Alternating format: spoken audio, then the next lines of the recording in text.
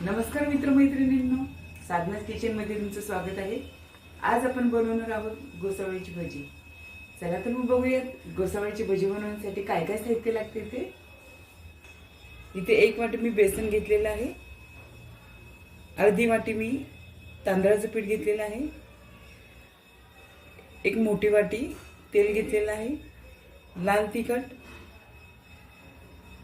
हिंग, ओवा, मीठ आणि 1 मोठ्या आकाराचं घोसावळे। इथे मी घोसावळे घेतलेले आहे, त्याची मी वरची साल अशी काढून घेतलेली आहे। मोठी मोठी अशी घोसावळ्याची वरची साल काढून घ्यायची आणि आता आपण त्याचे काप करणार आहोत। काप करताना नेहमी काप असे गोल न करता तिरपे आकाराचे करून घ्यायचे आणि जाडसर करून घ्यायचे। घोसावळं पाणीदार असल्यामुळे काय होतं की ते व्यवस्थित शिजलं, पटकन शिजतं आणि भजी आपली वरती व्यवस्थित होत नाही। त्यामुळे काप हे नेहमी जाडसर ठेवायचे।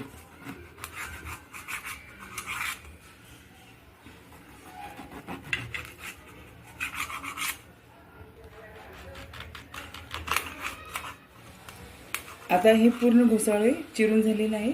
आता हे आपण पाण्यात थोडा वेळ टाकणार आहोत। पाण्यात ठेवल्याने काय होतं, हे काळेही पडत नाहीत आणि हे असे टवटवीत राहतात। तोपर्यंत आपण पीठ मळून घेणार आहोत भजीसाठी। घोसावळ्याची भजी बनवण्यासाठी आता आपण बेसन आणि बेसनची कन्सिस्टन्सी बघूया कशी घ्यायची ती। 1 वाटी बेसन, अर्धी वाटी तांदळाचं पीठ, चवीनुसार तुम्हाला जेवढं तिखट हवंय त्यानुसार लाल तिखट मी इथे 2 चमचे घातलेले आहेत, थोडंसं हिंग, अर्धा चमचा हिंग,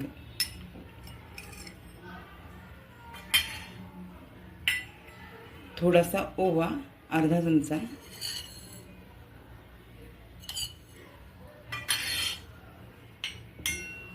चवीनुसार मीठ।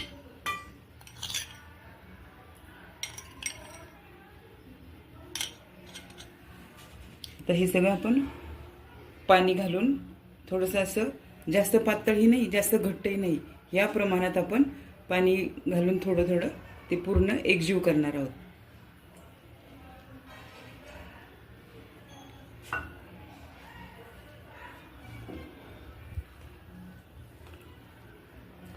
इथे मी हळद वापरलेली नाहीये, कारण हळदनी खूपच लालसर असा कलर येतो आणि इथे मी सोडा वापरलेला नाहीये। सोड्याऐवजी मी तांदळाचं पीठ वापरले, त्यामुळे भजीला कुरकुरीतपणा येतो।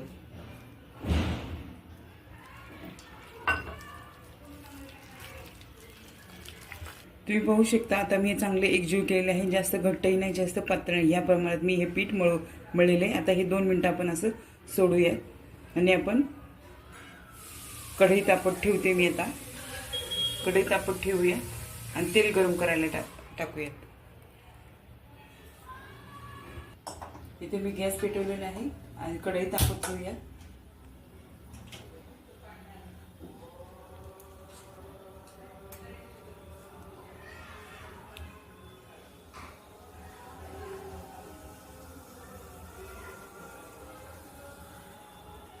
कढई तापलेली आहे, आता आपण तेल टाकून घेऊया।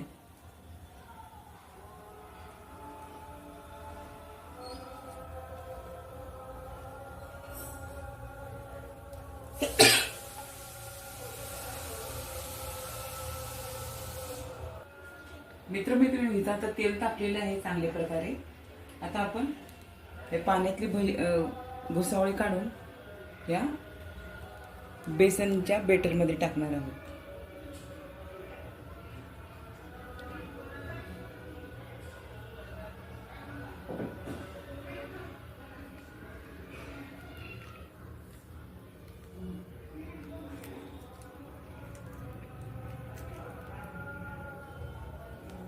ह्या प्रकारे असे आपण भजी काढून घेणार आहोत.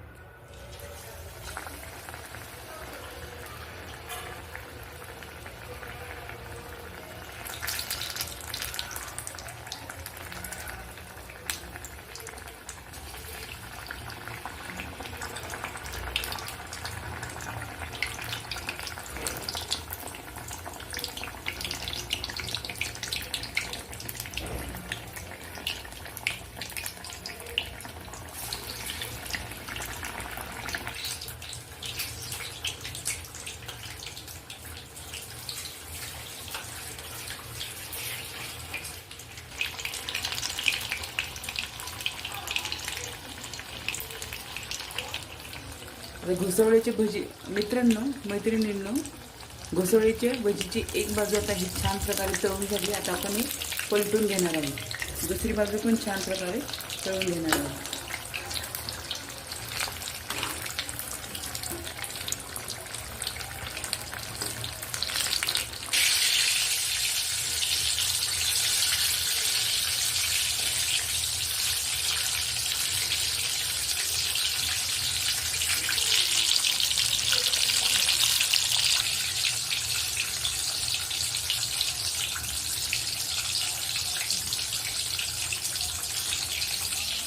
आता हे आपली घोसावळ्याची भजी छान प्रकारे तळून झाली. याचा आपण काढून घेणार आहोत.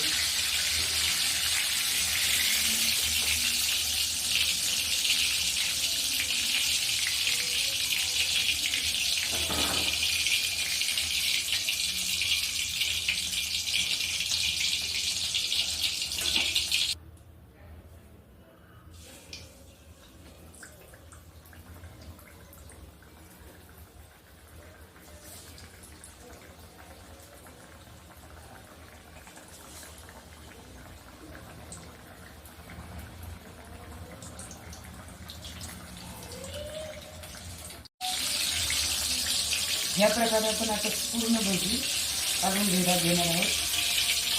बघू शकता किती छान भजीला कलर आलेला आहे.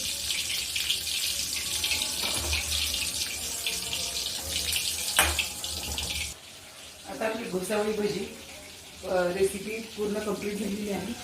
तर चला तर मग वीरला विचारूया, टेस्ट करून सांग वीर की घोसावळी भजी कशी झालेली आहे.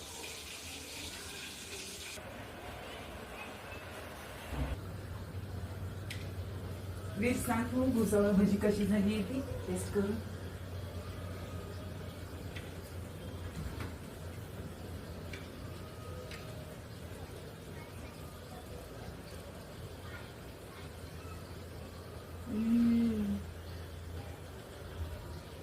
वा आई, किती छान घोसावळा भजी केलेली आहे. तर मित्रमैत्रिणींनो, ही घोसावळी भजी सॉस बरोबरही छान लागतात आणि तळलेल्या मिरच्यांसोबतही छान लागतात.